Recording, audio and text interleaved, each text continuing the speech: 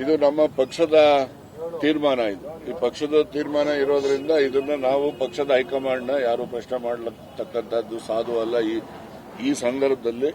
ಅದಕ್ಕೋಸ್ಕರ ನಾವು ಅವರಿಗೆ ಯಾವುದೇ ರೀತಿಯ ಮುಜುಗರ ಹೈಕಮಾಂಡ್ಗೆ ಆಗಬಾರದು ಅಂತಕ್ಕಂಥ ದೃಷ್ಟಿಯಿಂದ ಯಾವುದೇ ವಿವರಗಳನ್ನು ಕೂಡ ನಾನು ಹೇಳಲಿಕ್ಕೆ ಹೋಗೋದಿಲ್ಲ.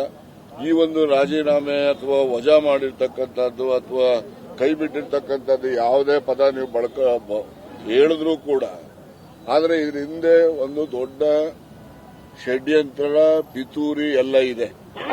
ಈ ಪಿತೂರಿ ಷಡ್ಯಂತ್ರ ಯಾರು ಮಾಡಿದ್ದಾರೆ, ಏನೇನು ನಡೆದಿದೆ, ಎಲ್ಲೆಲ್ಲಿ ಯಾವ ಮುಖಂಡಗಳ ಜೊತೆ ಏನೇನು ನಡೆದಿದ್ದಾವೆ ಅವೆಲ್ಲವನ್ನು ಕೂಡ ಕಾಲ ಬಂದಾಗ ನಾನು ತಿಳಿಸ್ತೇನೆ.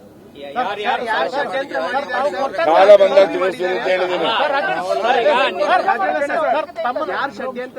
ಈಗ